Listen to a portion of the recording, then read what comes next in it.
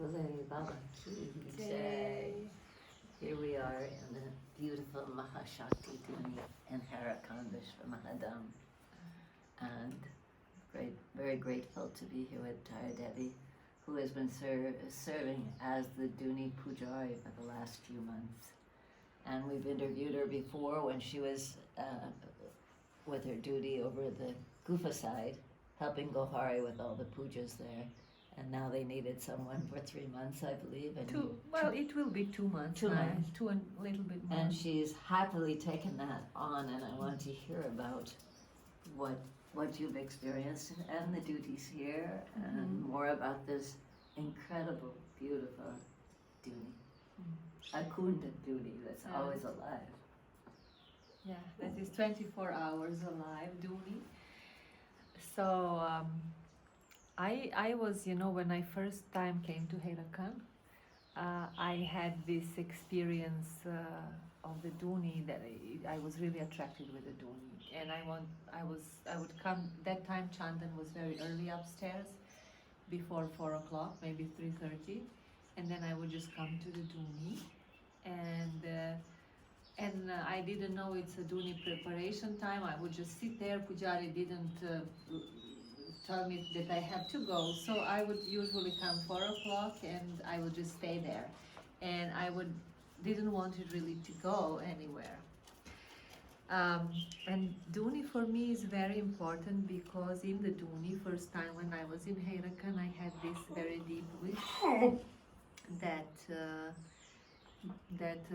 Babaji liberates me from everything that I'm truly not. So to detach from everything that I'm truly not. And that was such a powerful wish in the Duni that tomorrow I already had a dream where Babaji liberated me, and I really completely changed. Energetically, mentally, emotionally, I just changed. You meant the next day you had already a dream? The next day, yes. Where you had that experience? Yeah, where Babaji saved me. Wow. From the darkness. Well, let's make it short. Don't have to go into the dream now, but so the Duni, I just felt the power of the Duni straight away, and it was for me initiation for the change, Maha Shakti Dhuni. But then later when I came to Haidakhan, I actually felt Duni more like in a passionate way. It's like you're attracted and you would like to come, and it's so exciting. A big excitement about it and so on. It was always a wonderful meditation place as well, where I also experienced the mother and Baba together. One from up and one from down, and then they come together in the heart. So, and I had, when this pujari, that was the first pujari that I met here from Germany, one young guy, Felix, and he told me, you could train to be pujarini. And I said, really? Yes, it's possible, And then I started to be interested in fire puja, but it took many years until I finally could have that experience in Maha Shakti Dhuni, because of many circumstances of people that were already doing that seva and so on. And I was on Gufa side serving, so it was not opportunity. And I tried few times, to do this seva, but it was just not open for me. And I was still thinking, Baba, why is this? Even circumstances were just not right. And then recently I had this in my heart, this very tender and soft calling. Like, you will do puja in Maha Shakti Dhuni. And it was such a soft love, a very warm and soft love. And I was so surprised that it looks like that, that actually this powerful fire mother looks like a soft love behind, and tender and sweet. And then I was thinking, oh, this is a strange experience, this is like, how will that happen, And then I communicated, I started to communicate with people who are in charge, and in the beginning it looked again not possible. But then this voice again speak, Oh yes, you will do. You just do review of your pujas that you learned before, because I was on puja training 2-3 years ago for the Duni, but it again I didn't have a chance to do it, and she said yes you will do, you just review, and I was like, okay, I will review, but everything around me seemed like there is no way, and then in the very unpredictable way, actually one morning I just wake up, I say, actually this looks like not good circumstances, but they are actually very good if I just do certain things, and then everything opened for me. And I think it was much about ego, putting away ego, and going with this very soft love inside, following this very soft thread, and somehow that opened all the doors, and it was a big surprise for me. And so I started to do my seva here, and for me I was always wondering if I could do it longer or every day, because the fire is so powerful, and sometimes it's even too much for the body, and like to do it often. But then I realized that if I stick to that feeling in my heart that I have, the softness of the mother and love, that this fire is only nourishing and only giving, and this love only spreads, and that's all what's actually happening in the Duni. And I was surprised with this discovery, but the moment I would have become nervous about something, or afraid, or have anger or something, that moment will become very hard near the Duni, because it will become, mother will make it 10 times stronger or 20 times stronger, and then as a pujari you can feel very tired suddenly and like out of energy, and you don't know what's going on. And I slowly realize, oh, that's just because I have some things inside that I have to face. And if I'm ready to face them and come back to my heart, I will not have neither physical problems nor any tiredness problems. I will just be nourished. And so this is why I think it's very powerful sadhana also, because it's such a good opportunity to see. It's so easy to see when you are in heart and when you are not in heart, when you attach to the wrong energies. And so it is very, very, very good exercise to come back to the heart and softness and love all the time. So also anything that I do in the Duni, as Pujari, I feel that my heart is opening. I physically feel that these parts are just opening, on my back and everywhere, and when I'm offering bog. And I was amazed by this, because I didn't feel it when I did other kinds of puja assistance. So just in the Duni, I feel it. It's all the time heart opening. And I was just kind of also surprised with this experience. I didn't know, but of course very blessed to have this experience, and very grateful with this. And yeah, I feel it very emotional, but in a loving way also, not in a passionate way. But this Pujari's seva in Maha Shakti Dhuni requires a lot of skills too, and maturity. And I think biologically, that I am now in menopause, it helps a lot, because near the fire you can easily get excited, and then you can have blockages in your body. If your hormones are too strong, you can get yourself blocked or have physical problems. But if you are shanti, like in this period of life where you feel excitement, but then you get into total shanti, then you biologically have a nice condition to receive only love and nourishment from the Duni. So I really discovered it has to do something with it. I never liked to admit it before, because it's not really nice, you're attracted, but it's problematic sometimes. But I like this also, that is part and maybe necessary part to have this part shanti.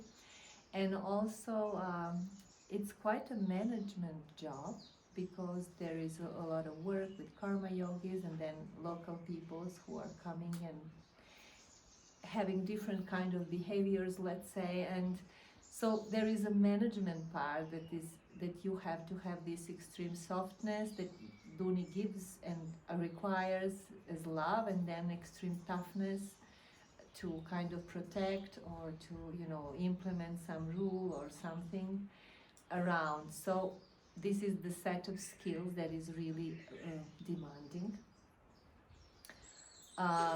And also energetically and discipline, it requires a very big discipline because pujari has to wake up very, very early. And in my case, it's around 2 o'clock, 2:15. And in order to prepare everything, if somebody is fast, he has to wake up at 3 or 3:30 or something, but it's still quite early.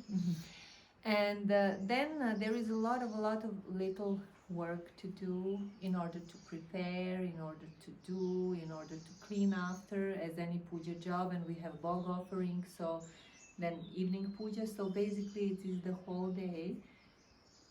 Private time is really short. And there is a beauty in that because it is so beautiful to do and it's so heart-opening that somehow spontaneously you can give yourself to the divine and less to yourself because it's just required. And it's kind of happening in a very natural way. And you talk a lot about this tender love. Yes. And it reminds me of Mother, of course. And Baba said the Duni is Amba, the Mother Amba. Yeah. And her 8 arms. Jagadamba. Jagadamba. So Yes. Can you tell us more about so her shape? And what I you know is that that Baba, this Duni is very ancient. And that even because Babaji was always speaking from Vedas and he understood the history that was like million years ago. And he said that there was a time when the gods were in the body and that Parvati and Jagadamba personally in body were there, here. And this Duni existed from the very ancient times. And he basically took it below the ground, up and with his hands, he made these 8 hands of Jagadamba. And I think in each hand, she has a different kind of sword of weapons. And she's fighting the, let's say, dark forces at the same time symbolizing the conscious manifestation. And it's very special Duni with these 8 angles.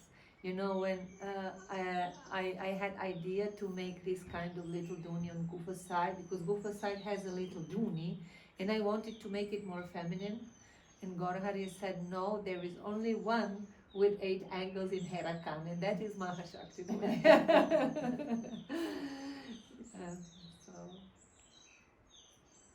So it's very special. And yeah, I would like to know what is your feeling, because you worked with Havans a lot and fire, and what was your feeling about fire and what you learned and what was your calling looking like or looks like, and what was your learning process?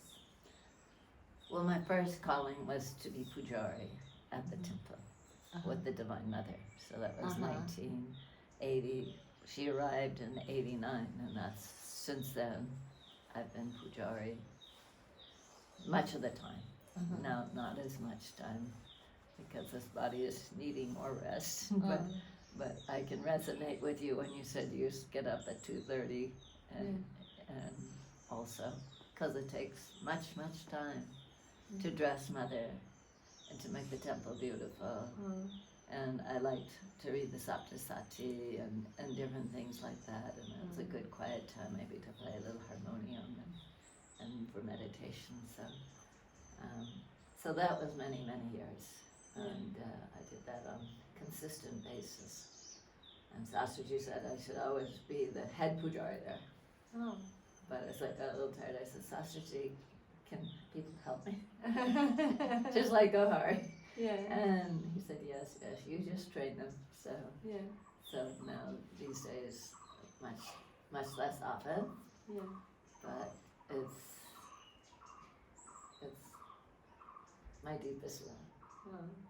But also, I saw that Baba did a fire hum every Yeah. day at his ashram. Yeah. And I sat with him many times. With Baba. Yeah, Ah. just silent he would do Yeah, I know. He's silent. and just offer. And we wouldn't offer, but we would sit there. But I've just always also had this very deep feeling about feeding all of the energies of the cosmos. I feel it very much. And so these days it's just more what my daily puja is, other than obviously going to RT and playing the harmonium and these kind of things and being with the people. But there's so much time spent with people that, but people love the havan too. So Yeah.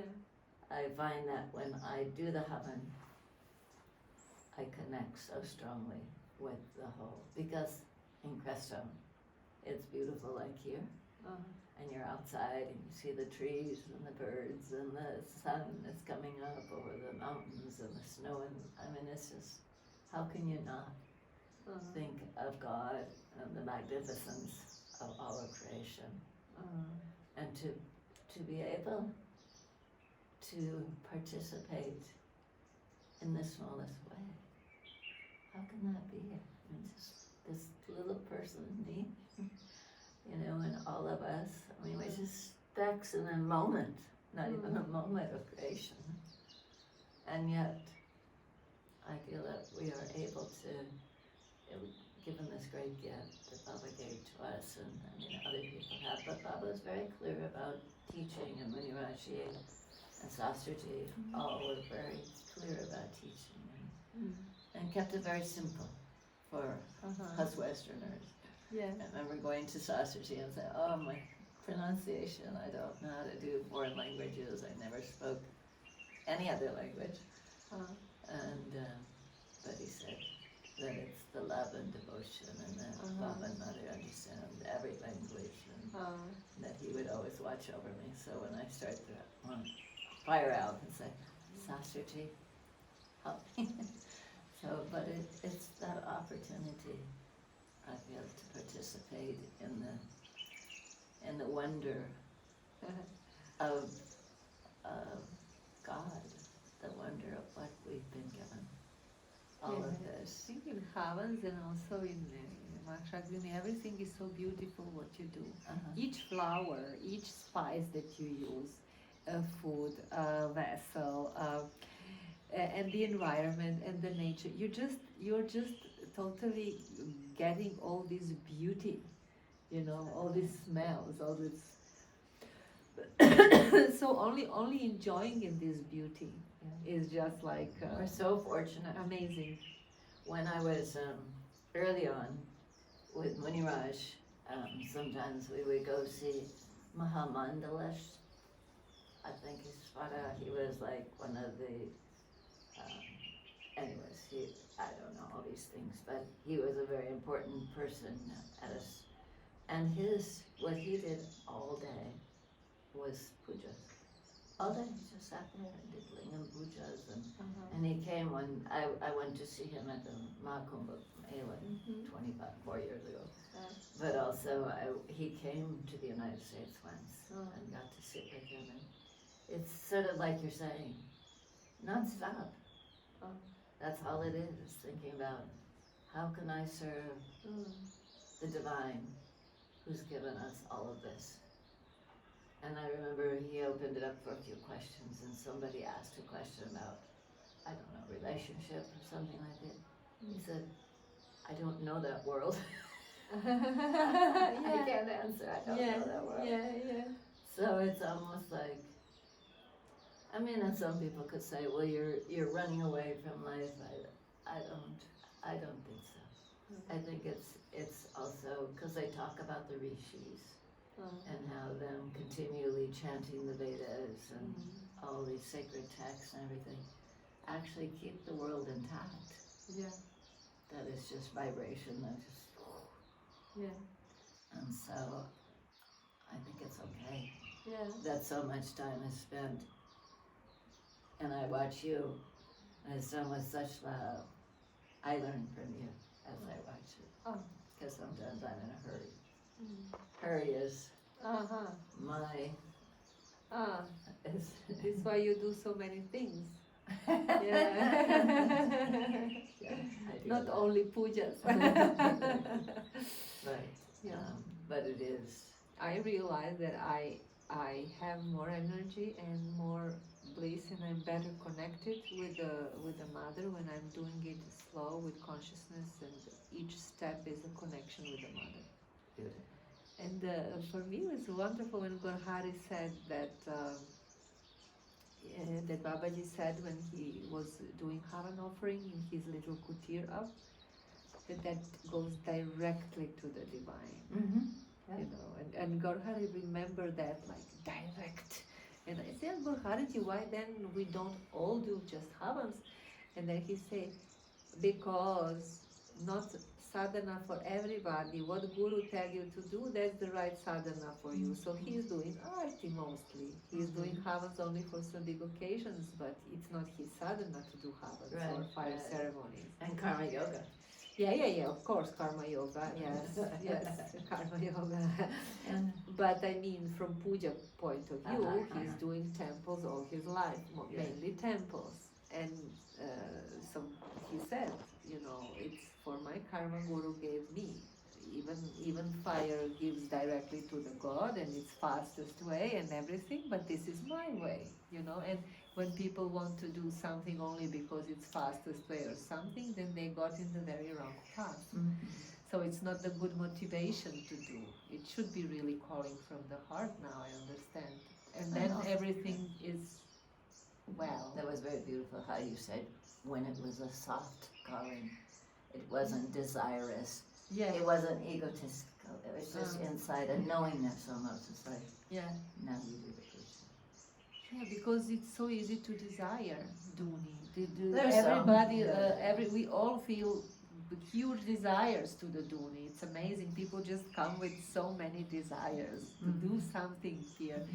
So it's natural to desire, but it's really blessing to get behind this desire and to get into this soft love. So I was surprised and blessed and really happy that that happened, that they discovered that exists, you know. That's, I was going to say for the arti also, yeah, you know, the puja in the temple, yeah, you know, you're also preparing each thing for the god, the goddess.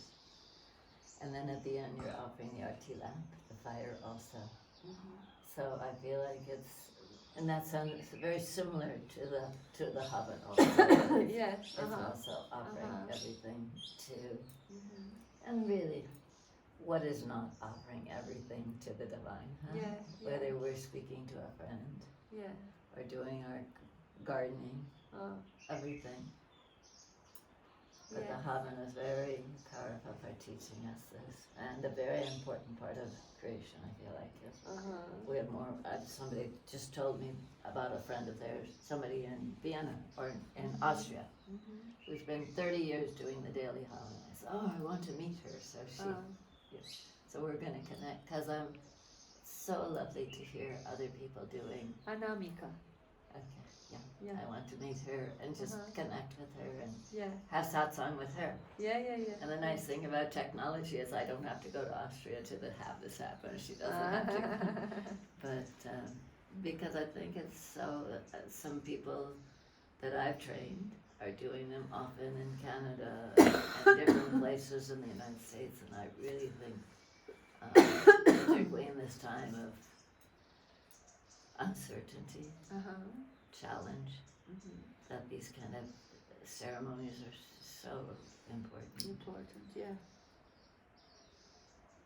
bring some balance. Some people say, well, you don't need to do Havan, you can do anything in life with that kind of devotion. Yes, but somehow, yes, as you say, puja trains you to do other things with the devotion. Exactly. And somehow you just mirror that in your everyday life in a spontaneous way. So it is the way to be present in your life and to be more loving with everything we do. And I wouldn't know how to do it that much if I don't have this kind of training. And Exactly. puja really opens my heart. And yeah, it's not the case with everybody, but definitely if it's somebody's karma, it's a really the right way. And so Somebody at our ashram in Crestone served as pujari for the mother for some time. And then after, many people's lives change and they have to maybe go into the world. I don't know what the reason, but she left and went into the world and found herself, she had gotten a job in a place for elderly women. And she said when she was putting on lotion on their feet and putting their stockings on because they couldn't reach, and then she all of a sudden she was, I learned this, how to do this with so much love and care from doing it in the temple. The puja is the training. yeah. It's a great training ground for us to see God everywhere and in everybody. Yes, yes. When I started to do little arti puja in my home, my complete cell structure changed. I just couldn't eat the same food I ate before. Energy of the apartment changed. And even in the building. And it was just a little arti. With the notes everywhere, because I didn't know mantras by heart. With the notes everywhere, very clumsy. But the energy that came was, Baba was there 100%. So and I was so amazed to see this. When you are like just doing from the heart, you can also not be very skillful. But it's just the miracles happen, it's so powerful.